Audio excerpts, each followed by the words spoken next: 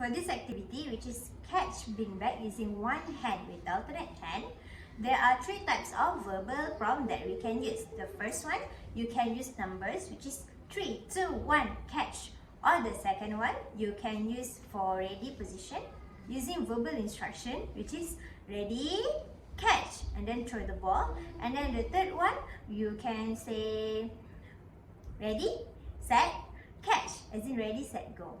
So I'm going to demonstrate for one example, and then you can apply the rest with your children later.